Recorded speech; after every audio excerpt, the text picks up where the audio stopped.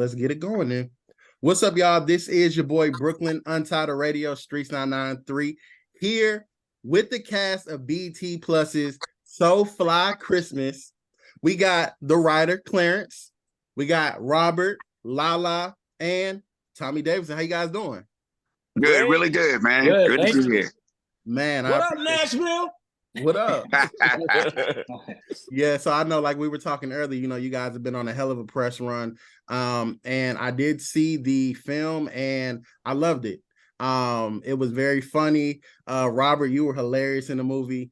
Thanks, man. And so let's just go ahead and get into it. So, Clarence, real quick, when it comes to writing Christmas stories, we know Christmas stories, they're pretty, we watch them all season long. So how does writing a Christmas story for you become different from any other Christmas story out there? That's a good question. Because yeah, like you said, it's a very familiar territory. There's hundreds and hundreds of Christmas movies that get produced every year. I think when I was approaching this story, I wanted to focus on the characters before anything else. So even before the Christmas backdrop, before any of the different scenarios of the story, I wanted to just make sure I created characters that audiences could relate to, characters that were positive, and characters that you would want to watch over and over again. So I think the way that I approach this genre is, kind of like you had said before, it is very familiar. It's stuff you've seen before. But for me, I wanted to make it stand out by the characterizations, by the dialogue between the characters. And I wanted to also focus, because, especially with Christmas, a lot of Christmas stories, the love story is more so romantic, and that takes precedence over the other stories. With this story, I wanted it to be about platonic love. I mean, it is also about romantic love, but I wanted the platonic love as well as the mother-daughter love as well that's reflected in the story. I wanted those to kind of trump the romantic love. Not that the romantic love wasn't important, but I wanted to also show other aspects of love that are just as important. Okay, dope. And when it comes to just writing ideas, where do you get your ideas from other than your mind? I mean, for me, I think I'm an only child. I was an only child growing up, so watched a lot of TV, a lot of movies, especially watching things I probably should have been watching. Watching and live in color as a young kid. I shouldn't have been watching it, but hey, it made me who I am. So a lot of just watching a lot of the television shows, programs in the 90s, and even now, I'd like to absorb as much as I can, whether it be listening to conversations between family, friends, or whether I'm watching something on TV. I like to absorb as much information, and then from there, that's usually where the ideas start flowing. For this particular story, I think I was more so inspired by kind of Christmas movies. I was inspired by the different Christmas movies that are out, but also was inspired by kind of adding elements from things that aren't necessarily associated with Christmas films into a Christmas film. So that's kind of where the genesis of So Fly came from. Dope. And last thing, how was it working with Terry Vaughn on the film? It was honestly, it was kind of surreal because another show that I watched a lot as a kid was the Steve Harvey Show. So when I did the calls with her and going over notes and stuff, I tried to play it cool. I was like, okay, nice to meet you, Terry. Thanks for meeting with me. But in my head, I'm like, this Levita, like this. I've seen her and Don't Be a Menace. All these movies. It was crazy for me. So it's a very, very humbling experience, and I'm just very grateful that my script was even able to be produced. So dope. Yeah, I've met Terry before at a film festival, and she was just great. So I'm glad that she was a part of this project. Now, Lala, how you doing? I'm good. How are you? I'm great. Now, how was it working on the set with such a star-studded cast? It was incredible. I've been saying, you're gonna probably hear me say it across my interviews, but it was like a master class, and it was very surreal. I grew up watching Everybody Hates Chris and Sister, and so Jack Kay and Tashina were heroes of mine, and they're such iconic like Black moms from the 90s, and then they got to kind of be my moms in a way. And Tammy Roman was amazing. Tommy, you're incredible, and Rob, like I just love this cast so much. And Terry, who led everybody and really has so much care on set for her actors. Gotcha. And when it came to when you got the call that you were going to be a part of a Christmas role, how did that make you feel? Because, you know, again, Christmas roles or Christmas movies and anything Christmas will pretty much last a lifetime. So how did that make you feel that you were a part of such a high profile holiday? I think I'm still dreaming in a way. I don't know. Even watching it, I'm just like, is this does this really happen? But you know, Clarence, I have to commend you because it's such a great story, and it's a beautiful Christmas film that I feel like I've already heard people call it a classic. People already want part two, but at the same time, it's a great story, period. And it's like it takes place during Christmas time, but it's not like, you know, hitting you over the head with Hallmark. And there's nothing wrong with that either, but it's just a great film. And so I was happy to be a part of it, hearing like, yes, I'm going to be a part of this iconic new Christmas film. But then I read the script and I got on set and I was like, wow, this is just a great movie overall. I'm just happy to be here. Definitely. Now Robert, man, I gotta talk to you real quick. When I watched the movie, I didn't expect it to be I didn't expect the type of love relationship triangle, whatever they had was going on in the movie. Now, you play the love interest in the movie. Now, have you ever been put in a position to where you had to hide your relationship because your partner didn't want it to be known? Nah. Good question. Nah. I don't play that. You don't play that? So you Nah. listen, I wouldn't do it, which is why I don't play that. You understand what I'm saying? Like, if you are my friend like that, and I understand that these are two grown women. They have been through very recent heartbreaks, and I don't know how recent Dion's was, but obviously very traumatic. And they arrived at a certain point in their life, and everybody is free to make those choices and decisions. I personally, in Roberto's life, will not make that decision, nor will I entertain it. So never had to. No, I'm married now. Both our families know about each other. They were at the wedding. Now, Tommy, answer that question outside, man. Oh, he said he can't answer outside. All right, now, Lala, would you ever make a pact like how Tammy and Tashina did for loyalty?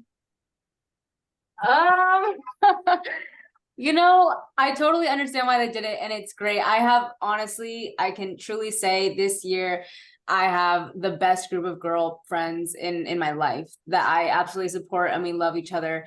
But I think through loving each other, we also are happy for one another. Even when, you know, one of us goes through something, if the other one is happy. I actually had the other day, I was talking to my friend and I was going through something, and then she was also having like a really good time, and we were talking to each other, and she was like, sorry, I don't mean to say this and like, you know, rub it in or whatever. And I was like, no, girl, like, listen, it's all love. Maybe I'm not in the best place right now, but I'm still happy for you. At least one of us could be, you know. So I'm not too sure. But I think if I made a pact and then I met somebody or my friend met somebody, I would hope that there's just good communication. Gotcha. Now, Tommy, has any woman ever told you to jump out the window? Nah, but I've had some threaten to do it. You know what I mean? Okay. And speaking on that, Tommy, you play the pastor in the film. And towards the end, you know, you kind of, because now people should have already seen the movie and all that, you know, towards the end, you and Tashina kind of, you know, you kind of lock with Tashina. Now, if there is a sequel, what do you feel like the pastor's relationship would be? You know, and you're the funny guy, you're the comedian. So what does that look like? You know, I would just have to say that being a pastor is a very precarious position, you know, because, you know, you're in between a lot of dynamics, you know what I mean? Yeah. And everybody's business is in you, you know what I mean? So looking forward to a sequel of that. It's about me working with Tashina and the dynamics that are there. and looking forward to what the writer is going to give me. Okay. You know, because Clarence, I'm all in.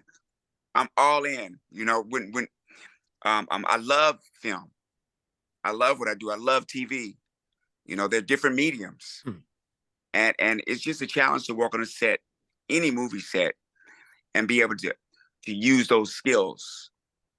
To use those skills because it doesn't come that often, you know. So I was just really excited about just going on set and having the opportunity to work with some new people. Yeah. Always a challenge. Definitely great. Now I got a couple questions for the full cast.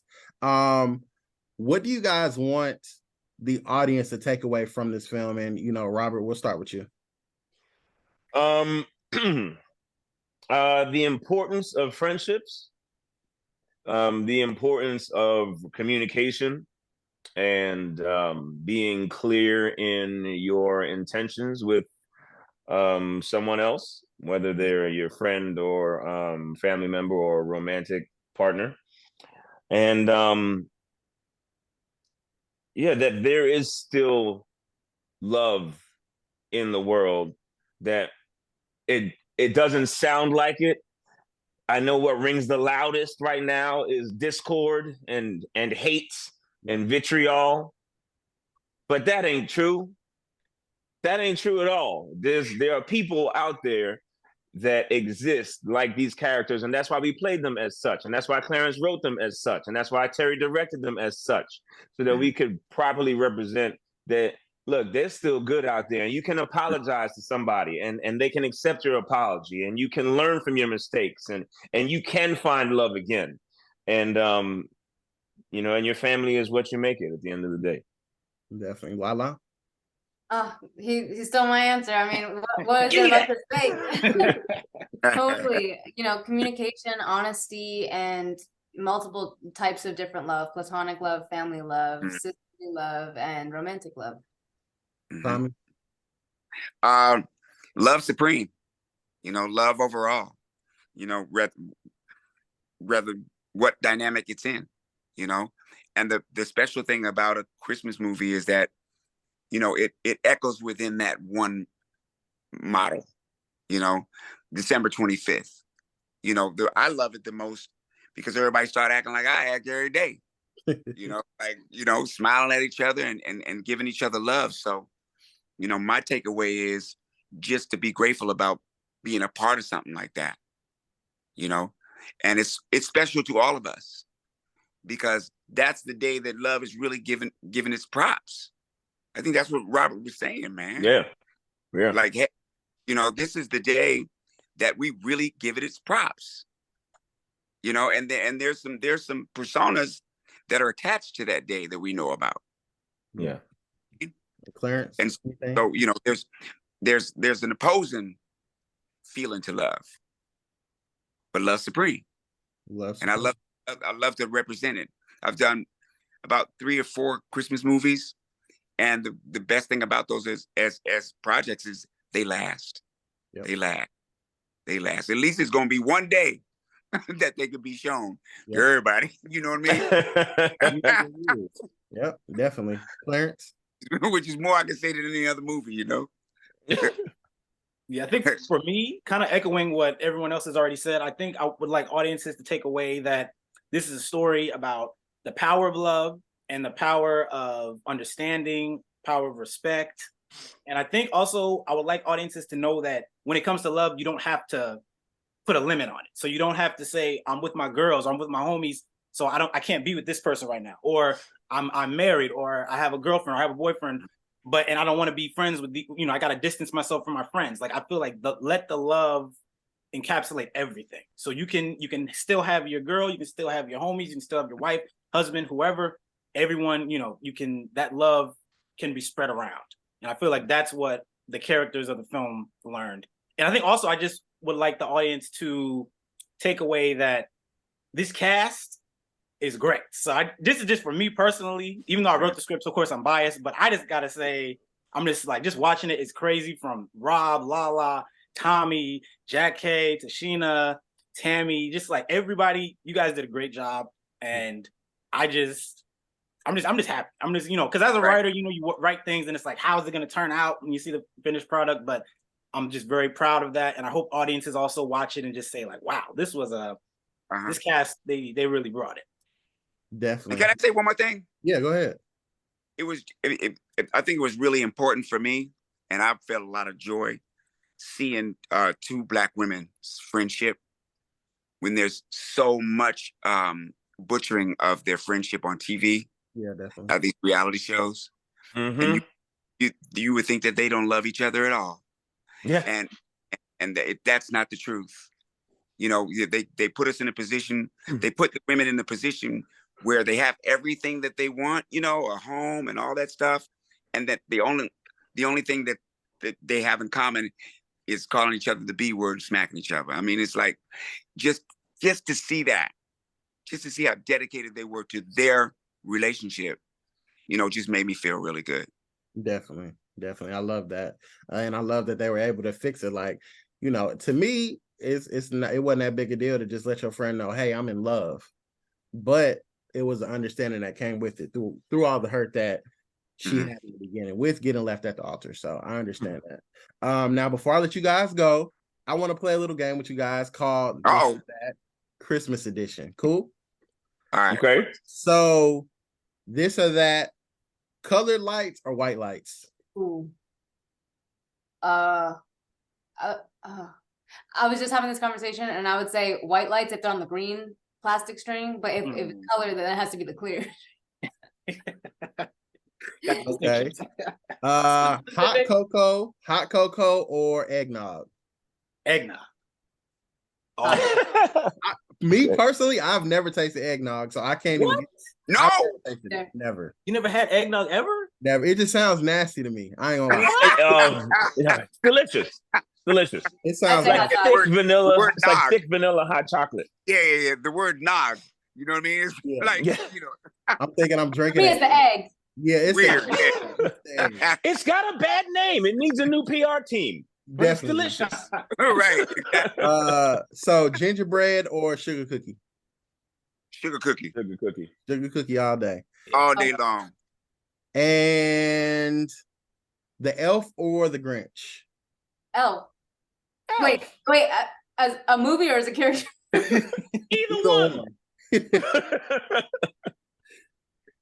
I feel like the Grinch is misunderstood, so I gotta go with the Grinch. The Grinch is misunderstood. Like as a movie as a whole, like the Grinch, but as a character, but the Grinch had a whole turnaround. He turned around though. He did a 180 and he changed. Right, he had a big character arc.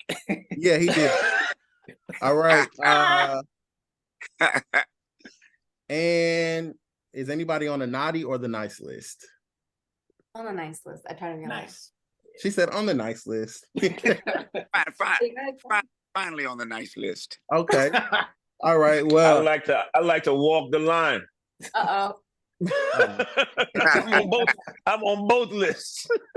Gotcha. Well, I appreciate you guys for joining Streets 993, man. Again, great film. Make sure you guys go see it. So Fly Christmas. It's on BETPlus. This is your boy Brooklyn with the cast. Peace out. Now, Later, Nashville.